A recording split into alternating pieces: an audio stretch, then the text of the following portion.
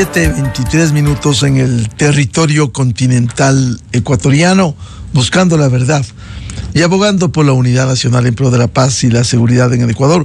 Queremos dar la bienvenida a nuestras siguiente invitado, la doctora Sofía Cordero, politóloga, columnista, catedrática universitaria, la doctora Karen Sichel, analista, ex asesora jurídica de la presidencia, y también el doctor César Febres Cordero, analista político, columnista y catedrático. Les invitamos a un diálogo para hablar sobre este proceso electoral en el que está inmerso el país. Elecciones presidenciales y legislativas el próximo mes de febrero 2025, y hay una proliferación de candidatos, 16 candidatos. Quisiera empezar con un análisis que presentar este lunes, Diario El Universo, a propósito de la campaña electoral, que dice: todos contra Noboa, estrategia que marca pre-campaña en redes sociales. Al tener un presidente candidato, analistas dicen que seguirán siendo él quien marque la agenda de campaña, pero que será clave para los demás y para el país no centrarse solo en crisis coyunturales. Con estos antecedentes, doctora Sofía Cordero, ¿cómo ve este panorama electoral? ¿Están en una estrategia adecuada los candidatos o simplemente hay otros grandes temas que debieran abordar en la campaña? Buen día. Buen día, Miguel. Buen día a Karen y César y al público en general. Creo que el gobierno, es decir, el presidente candidato, es el enemigo general, ¿no? Es el enemigo, natural a vencer, ¿sí? Es la figura principal a la que hay que vencer, porque obviamente tiene todo el recurso estatal. No me refiero a dinero necesariamente, pero la imagen, el conocimiento, la llegada a la gente. Entonces, es el enemigo natural a vencer de todos los candidatos en campaña. Ahora, creo que hay que tomar en cuenta que ese principal enemigo a vencer tiene suficientes elementos en contra como para que los candidatos vayan solo en contra de él. ¿A qué me refiero? Está en una crisis energética que lo engloba todo, ¿no es cierto? Engloba la conversación cotidiana, engloba la preocupación de los sectores productivos, de la industria, de la empresa privada, engloba la preocupación incluso de las familias, ¿no?, particulares. Entonces, yo creo que esa situación de crisis hace que ya tengamos lo suficientemente acorralado al gobierno o al presidente candidato como para que los demás candidatos se enfoquen únicamente en ese contrincante. ¿Y a qué me refiero?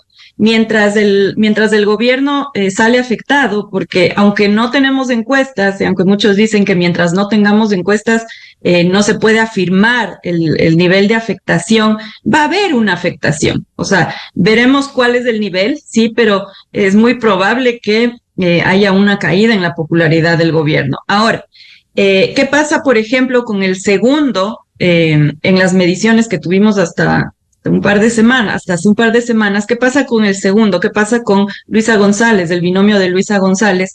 Creo que más bien los demás candidatos podrían enfocarse, o deberían pensarlo al menos, en ese contrincante que se vería beneficiado de alguna manera por la crisis del gobierno del presidente candidato y podría subir sus niveles de aprobación. Ahora, mucho se dice que el correísmo tiene su voto duro, que no puede crecer más de un techo. Creo que no debemos confiarnos de aquello. Quizá la imagen de Luisa González, de una candidata experimentada que ha aprendido, ¿no?, de elecciones pasadas, se la ve mucho más asentada, mucho más tranquila. La estrategia de dar una imagen de apertura con el candidato a vicepresidente, con Diego Borja, en los sectores de la sierra. Entonces, creo que podrían desviar sus armas, digamos, su lucha a este segundo contrincante que sin duda se va a ver beneficiado por la crisis del gobierno y que quizás estamos dejando de lado, ¿no? Y la estrategia es, yo creo, visibilizar ¿a qué representa Luisa González? ¿Qué es la revolución ciudadana? ¿No? Es del socialismo del siglo XXI, es el apoyo a la dictadura venezolana, es el coartar la libertad de expresión. Estaba yo mirando quién encabeza la lista de asambleístas, por ejemplo, el señor Lasso, ¿no?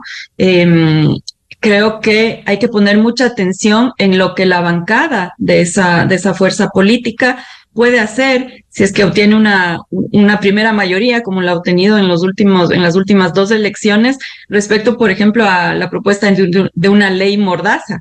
No sé, digo, son suposiciones, ¿no? Por los perfiles de los principales candidatos nacionales, que pueden ser muy riesgosas, y creo que eso hay que visibilizar, porque la crisis del gobierno por sí sola está visibilizando las debilidades del gobierno.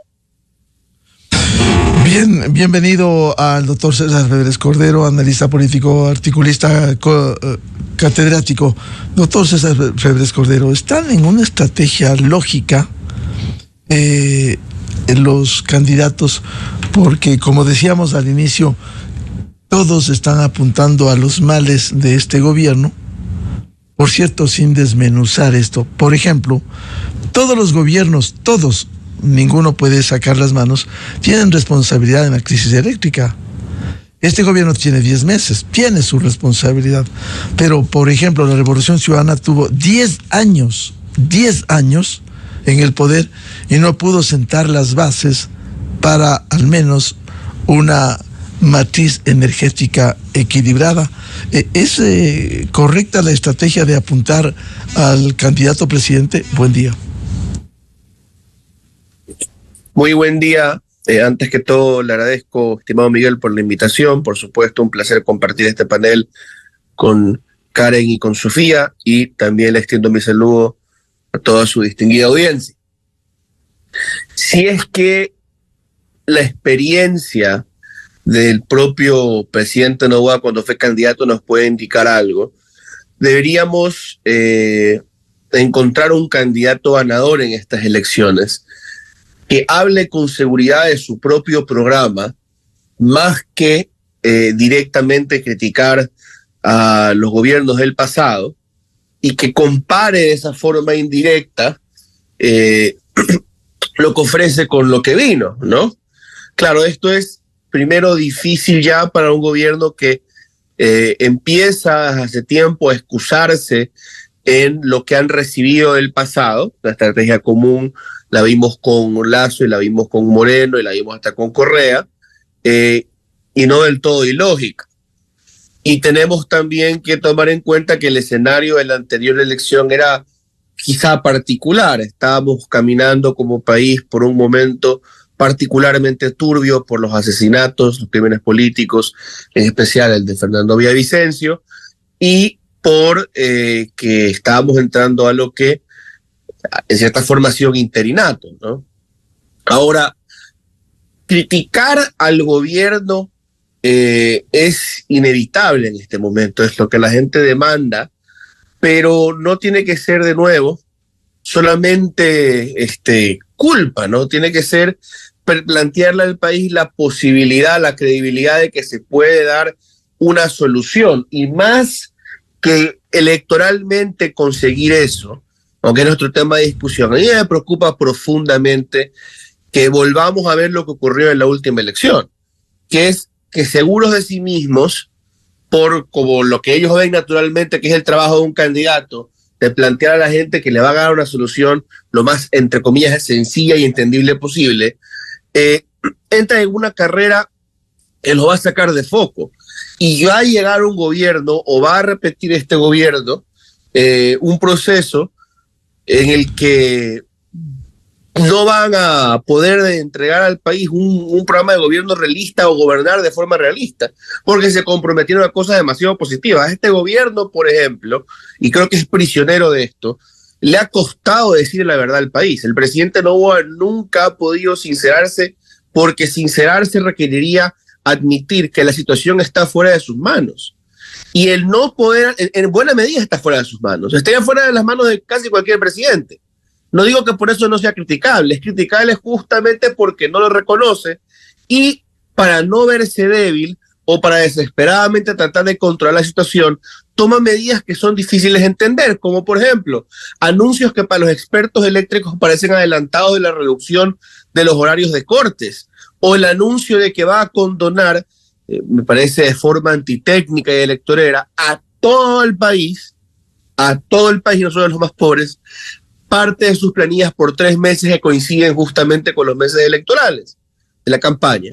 Entonces, me preocupa por el país que están desenfocándose de lo que quería ser una campaña grave y hasta diría yo pesimista, y creo que el gobierno, más que preocuparse de los ataques de sus opositores, que sí, se están concentrando en el gobierno, debería preocuparse de la jaula en la que ellos mismos se han puesto, ¿no?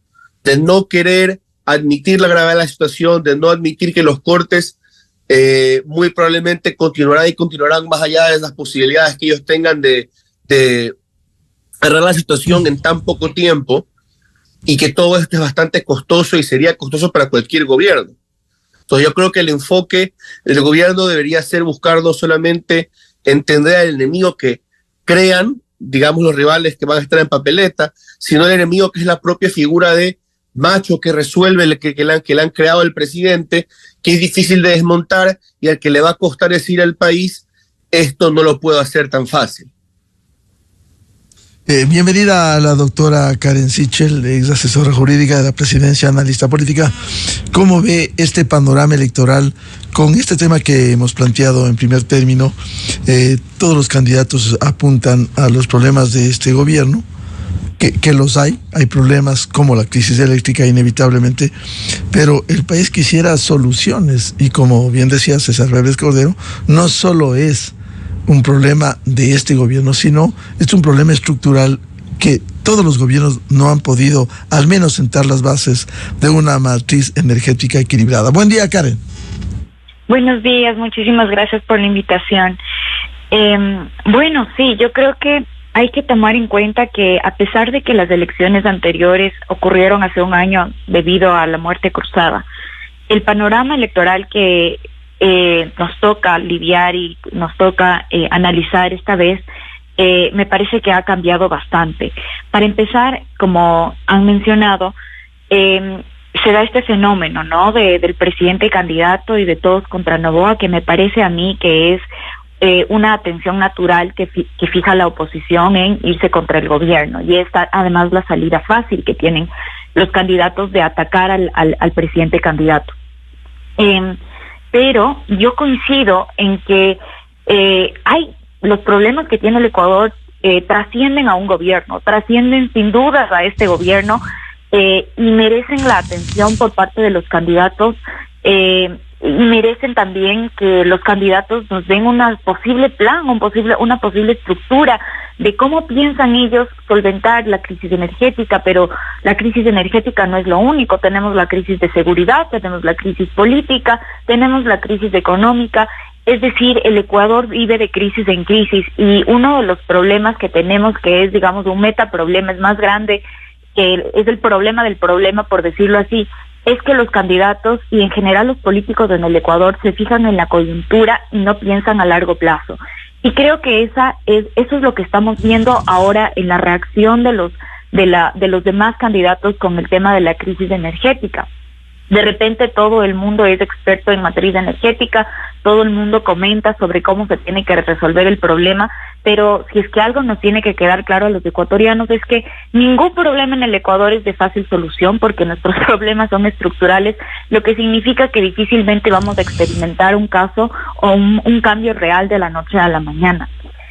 A mí me parece que los candidatos debieran de alguna manera tratar de superar esta polarización política que existe, enfocada en el momento en el gobierno, y que se enfoque precisamente a generar planes de largo plazo para el país.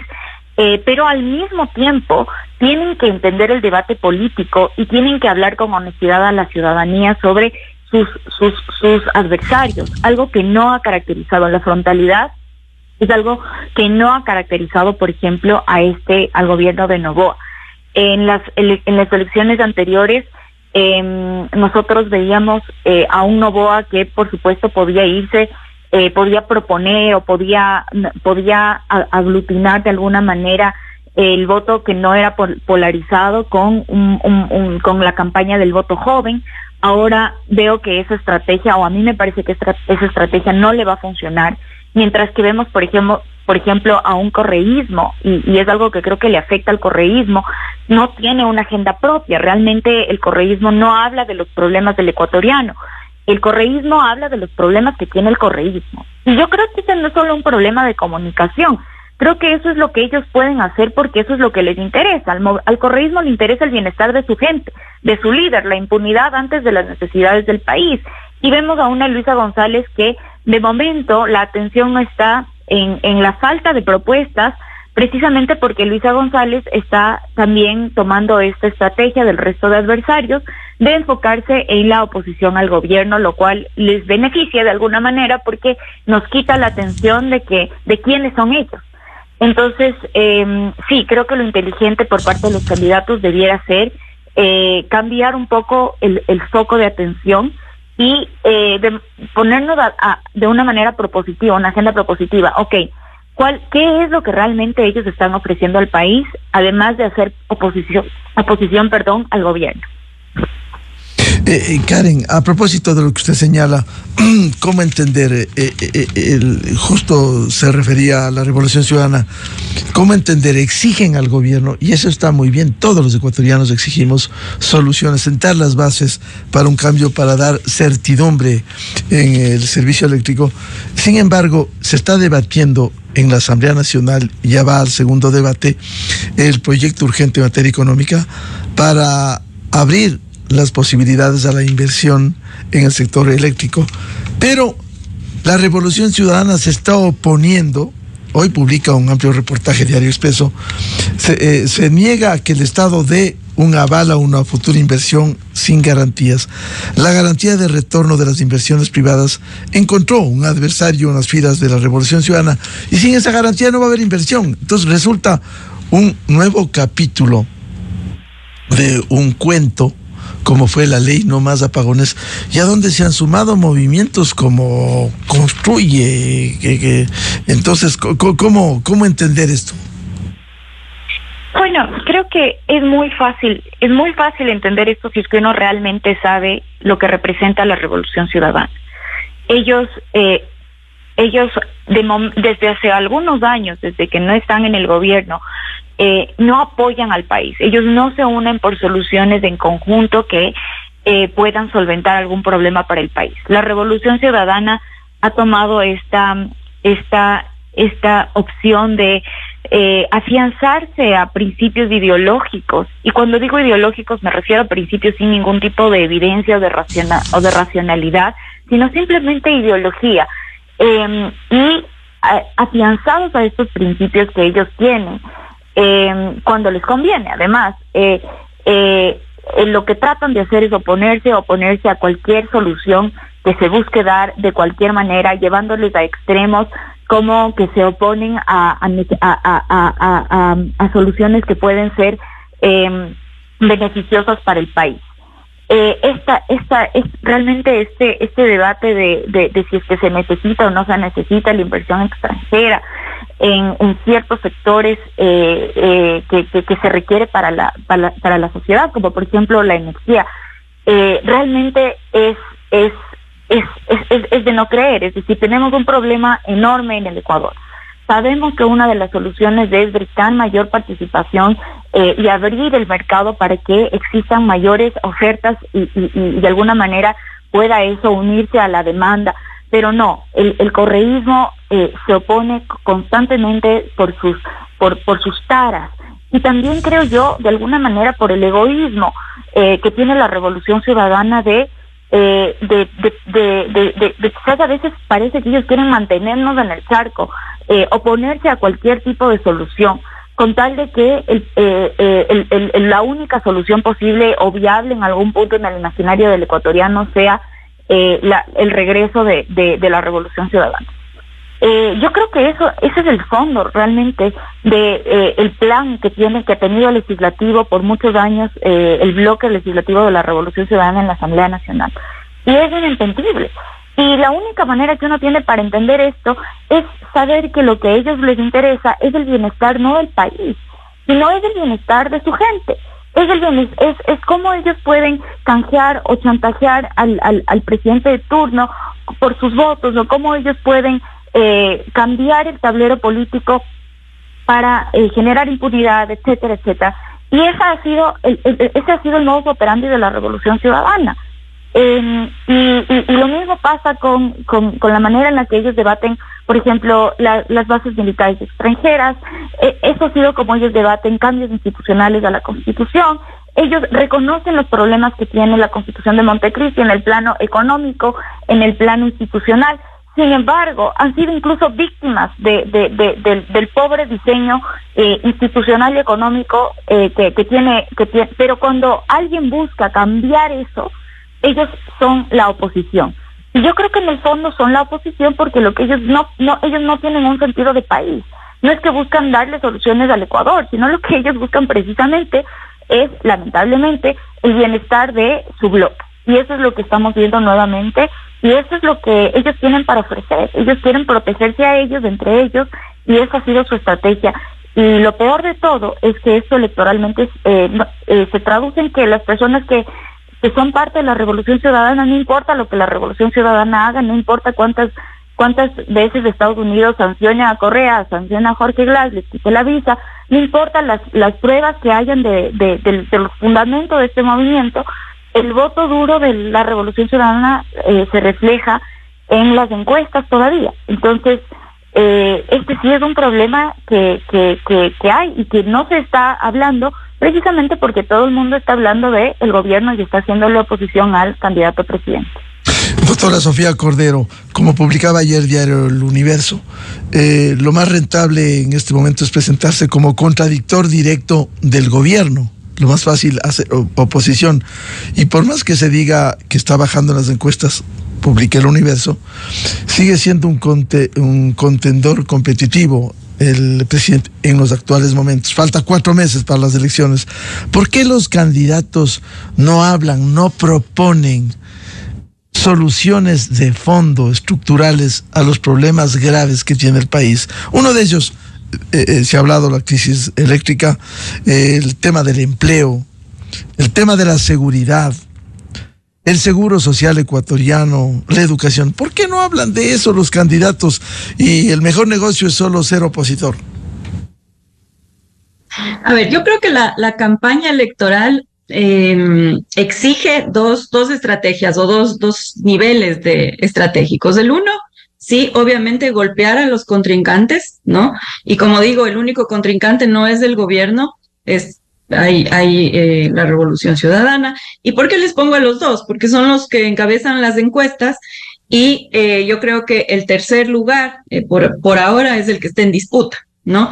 Entonces, la una es golpear al contrincante o a los contrincantes en este caso, y la otra es presentarte y generar, crear, ¿no? Una figura, una personalidad de esta nueva opción que quieres presentar. Yo creo que los candidatos que se disputan el tercer lugar ahora están con mayor o menor habilidad, ¿no? O deberían estar, si es que consideramos en qué consiste una campaña electoral, deberían estar creando, configurando ese personaje, dando a conocer el personaje, primero su personalidad, quién es el candidato y luego cuáles son sus propuestas. Están en esa etapa. Ahora, la habilidad con que la hagan depende obviamente del dinero que tengan, de la estratega de campaña que hayan contratado, de las potencialidades del candidato, del grupo que lo acompañan, etcétera.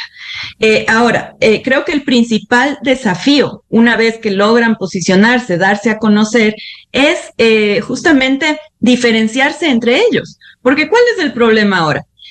Todos los que disputan el tercer lugar, ¿sí?, tienen, por ejemplo, la necesidad de identificarse como una opción democrática, porque están en contra del correísmo que representa el autoritarismo, ¿no es cierto?, que representa la impunidad, pero sobre todo el autoritarismo, una fuerza política que está dentro del Estado, ¿sí? No solo dentro del legislativo, sino dentro de las diferentes carteras estatales que se mantiene en los mandos medios, incluso en mandos altos, minando las instituciones de la democracia misma. ¿Sí? Entonces, tienen que ser opciones democráticas, tienen que ser opciones, y eso es muy complejo, opciones que critican el modelo estatista, y esto se ha posicionado en el nuevo debate, en la agenda del debate electoral, gracias o a partir de la crisis eléctrica. Un modelo estatista que ya no da más, una necesidad de una reforma legal, estructural del sector eléctrico que permita la entrada de la empresa privada. ¿Ecuatorianos? ¿Perdón? Sí, es que aquí... tuvimos un problema aquí, excusas. Para que continúe, Sofía, por favor.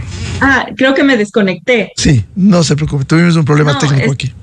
¿Ya? Disculpe, sí, no, estaba diciendo que justamente el desafío de los que disputan el tercer lugar, como digo ahora, o sea, los que están en el tercer lugar y disputan el segundo, es justamente diferenciarse entre ellos. ¿Por qué? Porque todos van a optar por representar una opción democrática en contra o en oposición a la opción autoritaria que representa el correísmo, decía, ¿no es cierto? Todos tienen la necesidad, además, de identificarse con una propuesta de cambio de modelo estatista a partir de la crisis eléctrica, porque es evidente que necesitamos la apertura hacia la inversión privada en el tema energético.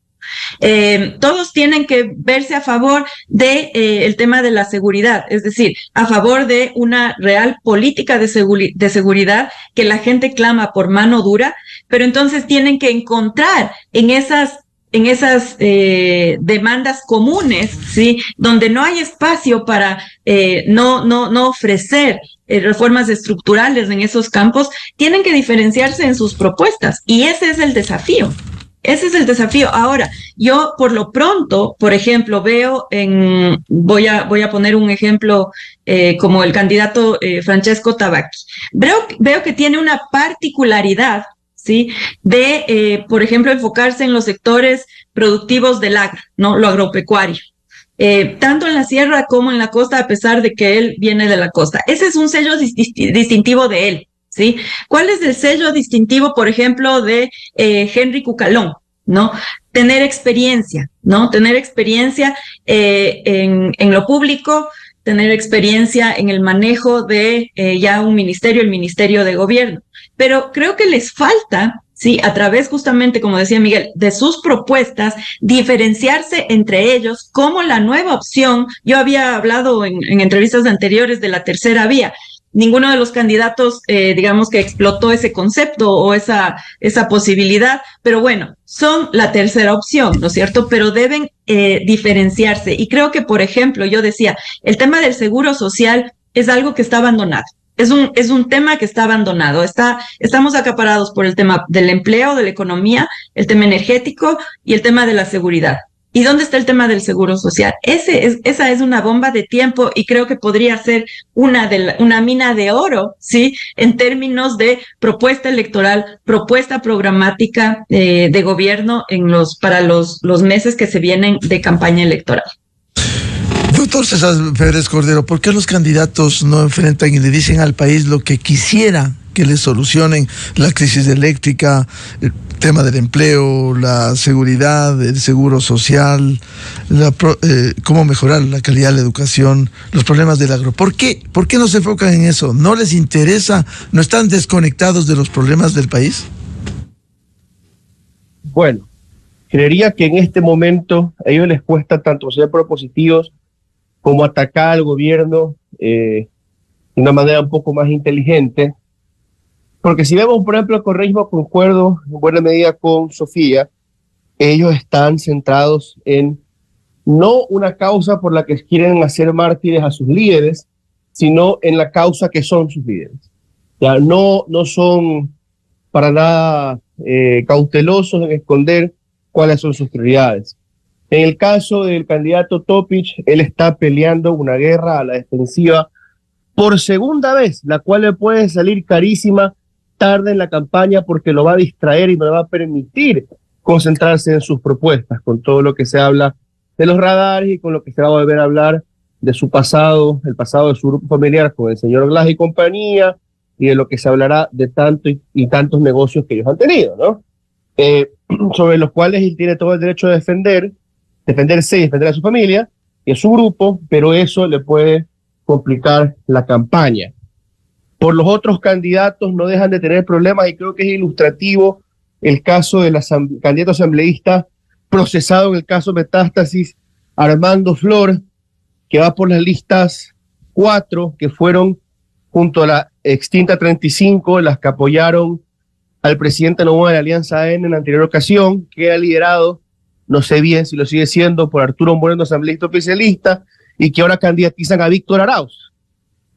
Es el relajo, que quizás este es el caso más notorio en este momento preciso, pero que muestra un poco lo difícil que es tener una política entendible para el ciudadano e incluso explicable para los propios políticos en este momento. Creo que a todos en el tablero les va a costar explicar la crisis eléctrica o las soluciones a la crisis complicada del país, porque es costosísima, es complicada y no lo han interiorizado todavía.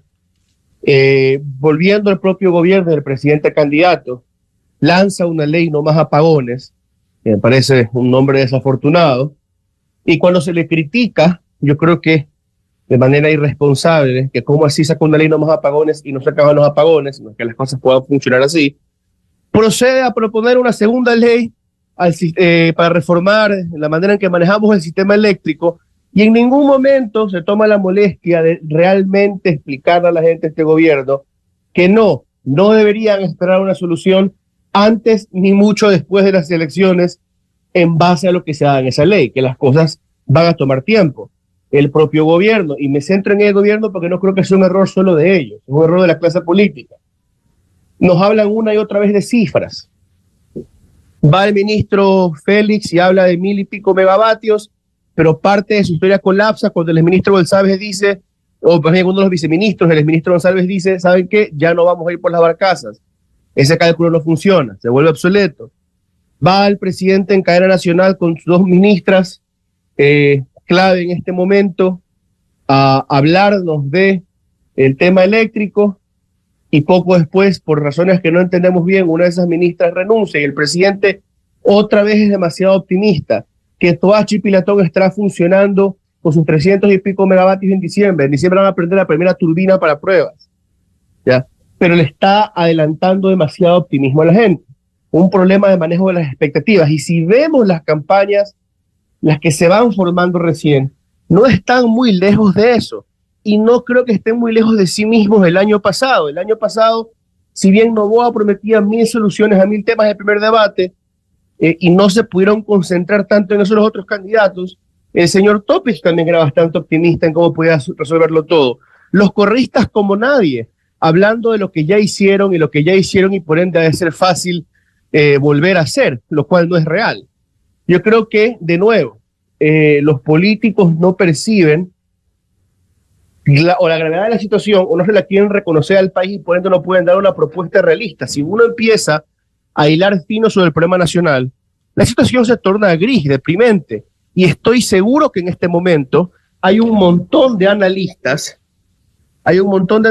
que le dicen, consultores que le dicen a los candidatos, uno, que son lugares comunes lamentablemente en esa que no van a entender, y 2, tienes que mostrarte fuerte, mostrarte claro. Y esa simpleza, ¿verdad?, los hace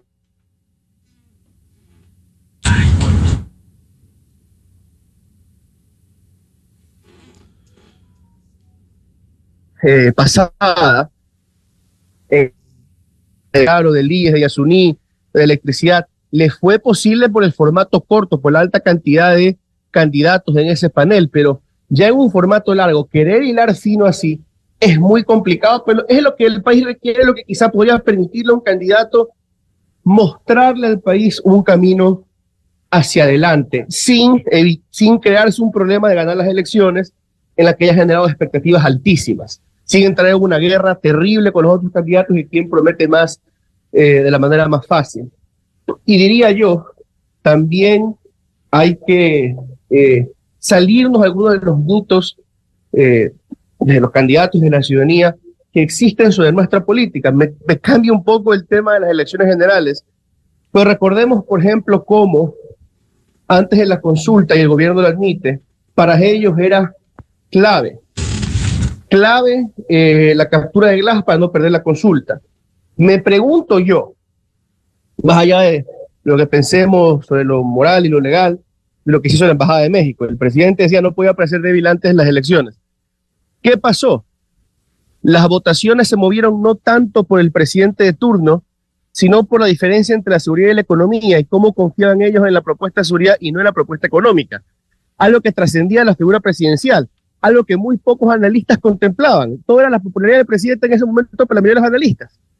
Si no hubieran tomado por asalto la Embajada de México, quizá hubiéramos tenido un resultado muy parecido en la consulta y quizá hubieran expuesto el correísmo, y con esto quiero concluir, a una posición aún más complicada. Si el correísmo siguiera de aliado legislativo al gobierno en este momento, el gobierno no perdería mucho porque nunca creo que haya sacado mucho rédito al discurso de la obstrucción, como lo mismo que le pasó al anterior gobierno, pero el correísmo tendría un fuerte problema hacia la izquierda por el flanco. ¿Cómo puedo decir yo soy la oposición auténtica? ¿Cómo podría estar lanzándose encima del gobierno con furia? Si son los aliados de la Asamblea, ese fue su problema en los primeros meses. Eso hubiera fortalecido a terceros candidatos y eso estuviera mucho más tranquilos en Candeleta ahora en el gobierno, porque Luisa González tenía que lidiar primero con los rivales de centroizquierda y izquierda radical y no tanto con el gobierno que quieren atacar, que está ahorita en la derecha. Esas contemplaciones y esas estrategias son difíciles de plantear, digamos, eso no lo puedes comunicar al país así, pero es parte de tu estrategia de la campaña cuando todo es cortoplacista o cuando todo tiene explicaciones demasiado sencillas. Doctora Karen Sichel, ¿por qué los candidatos no abordan los grandes problemas que tiene el país y plantean soluciones? ¿Cómo van a afrontar y cómo van a solucionar crisis eléctrica, empleo, seguridad, seguro social, problemas del agro, educación, etcétera? ¿Por qué? ¿Por qué no lo hacen? ¿O están desconectados de los problemas del país? Creo que uno de los problemas que vamos a tener en estas elecciones y que ya lo hemos tenido en algunas anteriores, pero quizás no con tanta claridad, es la proliferación de las candidaturas. Y con esto yo voy a retocar un tema que me parece que es un problema subyacente cuando hablamos de el panorama electoral, que es que los candidatos no tienen realmente un movimiento o un partido político que tenga una trayectoria o una claridad de principios o quizás un sector de ese movimiento que se dedique a hacer una planificación en función de evidencia, que proponga políticas públicas, que las analice, que vea los resultados, es decir, que haga el proceso de evaluación. Y por lo tanto, lo que guía a los candidatos, el incentivo que tienen en un sistema que funciona así, no es el de proponer soluciones, sino es el de el oportunismo político. En función de la coyuntura, yo decido lo que hablo en función de la coyuntura, yo decido lo que propongo en función de lo que creo que la gente necesita o en función de lo que la gente quiere oír. Porque si es que fuera en función de lo que la gente necesita, incluso sería un mejor escenario que el que tenemos. Y eso se debe en gran medida a nuestro sistema electoral, a nuestro sistema de partidos, algo que ningún político le interesa cambiar, porque precisamente viven de ese sistema corrupto, y ese es un problema. El problema de fondo es que nosotros no sabemos realmente a qué atenernos con cada candidato en función de sus principios, en función de evidencia. No podemos tomar decisiones así, sino que tenemos que fiarnos de lo que el candidato diga, y el candidato seguramente se mueve por la coyuntura. En este caso, la coyuntura es la crisis energética, y como decía hace un momento, lo que tenemos ahora son 16 expertos en matriz energética y en generación de energía. Al anterior año lo que teníamos eran 16 rambos, es decir, 16 expertos en seguridad. Las anteriores elecciones me parece que fueron 14 los candidatos. Entonces, sí, lo que vemos es este cambio en función de la coyuntura, en función de la siguiente crisis, y es lo que vamos a seguir viviendo hasta que el sistema no cambie. Y también creo que vivimos, estamos nosotros los ecuatorianos sufriendo las consecuencias de un discurso polarizador que vivimos por décadas, ¿no? Entonces, el sector privado era lo sucio, el sector privado era lo cochino, el sector público era lo bueno, el Estado era el bueno, y esa contradicción que hubo por años y que no solamente viene desde el correísmo, sí, yo creo que se profundizó con las sabatinas, se profundizó con esta contradicción que ha habido y esta polarización que ha generado la sociedad, que se basa también en resentimientos históricos, y de esta manera a mí me ha llamado muchísimo la atención ver que las personas todavía se oponen o le tienen miedo, o le tienen resentimiento a las propuestas que buscan crear alianzas entre lo público y lo privado, como por ejemplo es el caso de la crisis energética. Y como nos recordaba César, se vio manifestado en la consulta popular con las preguntas económicas. Parece ser que este discurso todavía cala muchísimo en el ecuatoriano, Y entonces tenemos a candidatos que en vez de decirnos voten por mí porque yo tengo esta solución, porque yo he hecho esta investigación, porque yo tengo tal evidencia, porque he formado un grupo de gente, etcétera, etcétera, etcétera. Lo que tenemos son candidatos que nos dicen voten por mí porque yo soy lo contrario a este. O en los peores casos, que me parecen realmente ya ridículo, voten por mí por mi género, que es algo que yo vi en algunas de las publicaciones de la candidata Luisa González. Voten por mí porque soy mujer y llegó el momento de las mujeres. Y yo lo digo como mujer, pero sobre todo lo digo como ser humano. A mí me gustaría que más bien sea el momento de la honestidad, sea el momento del liderazgo público basado en la integridad, que sea el momento de la planificación más que sea el momento del género.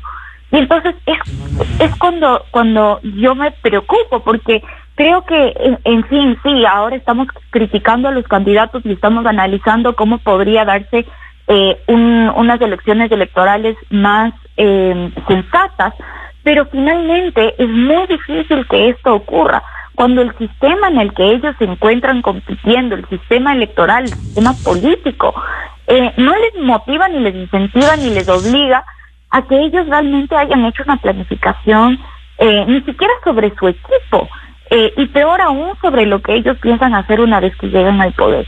Y seguiremos viviendo esta historia hasta que llegue alguien que patee el tablero, y no sé si eso sea en los términos correctos o incorrectos, pero vamos a seguir con candidatos que respondan a la coyuntura, con expertos de la siguiente crisis, hasta que realmente nosotros nos cuestionemos si es que y yo creo que esta es la pregunta incómoda de los ecuatorianos. Quizás incluso mi candidato favorito, o incluso el candidato que yo más que menos me gusta, ninguno de ellos tiene la solución para los problemas que son subyacentes en el Ecuador. Y yo quiero sacar aquí, hemos hablado de la seguridad social, Sofía mencionaba el tema de la seguridad social, con mucha razón ha sido un problema olvidado. Pero quizás uno de los problemas de fondo que tiene el país es la falta en todos los sectores. Hablo del legislativo, del ejecutivo, del judicial, pero sobre todo quizás del legislativo y del ejecutivo, que son quienes deberían hacer esto, es la absoluta falta de evidencia sobre las cuales ellos formulan sus posiciones políticas y sus políticas públicas.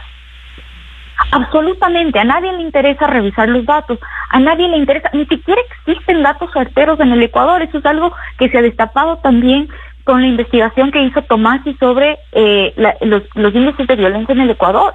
Y entonces, ¿cómo vamos o cómo un candidato va a proponer soluciones si es que ni siquiera tenemos o entendemos la radiografía de los problemas y el alcance y profundidad de estos problemas? Y esa es una apuesta a futuro. Si es que un candidato viene y dice, okay, yo voy a revolucionar la manera en la que se hace, o voy a cambiar la manera en la que se hace la política pública para que no tengamos que vivir de ideología en ideología, sino que tengamos una base de datos sobre las cuales nosotros podamos trabajar sea el presidente que sea. Yo creo que eso sería muy interesante. Yo creo que esa sería una manera de decir, bueno, aquí alguien está tratando de construir país en función de la razón, en función de los datos, pero lamentablemente eso no llama al electorado y tampoco, por lo tanto, llama a los candidatos. Y como consecuencia, vivimos de crisis en crisis. Y ese es, para mí, uno de los problemas grandes que tiene la creación de política en el Ecuador. Bien, muchas gracias por este análisis a la doctora Karen Sichel, a la doctora Sofía Cordero y al doctor César Febres Cordero para hablar sobre estos desafíos en la campaña electoral y lo que debieran hablar los candidatos presidenciales para que se solucionen los problemas del país. Muchas gracias, Karen y Sofía. Gracias, Miguel. Buenos días. Gracias a ustedes. Muchas gracias. 8 o 9 minutos en el territorio continental ecuatoriano. Vamos a una pausa y ya volvemos. Tenemos previsto un diálogo con la ex fiscal general de la Nación, doctora Mariana Yepes, el doctor Nino Casanelo, penalista y académico, para hablar sobre este caso, uno de los casos emblemáticos en la justicia ecuatoriana, Metástasis, que queremos hablar y en donde ayer que se instaló la audiencia de juzgamiento en contra de 21 de los 30 procesados, ya comenzaron los incidentes, especialmente de quien es uno de los principales responsables de esta contaminación de la justicia, el doctor Vilman Terán. Ayer quiso bloquear la actuación de un juez, felizmente no pasó. El juicio continúa en las próximas horas. Desde 1984 con Gonzalo Rosero. La revista de opinión Democracia. Siempre líderes, siempre confiables. Enseguida regresa Miguel Rivadeneira a la búsqueda de la verdad. Inicio de espacio promocional y publicitario. Es difícil estar seguro que por lanzar una moneda a la fuente llegará ese deseo.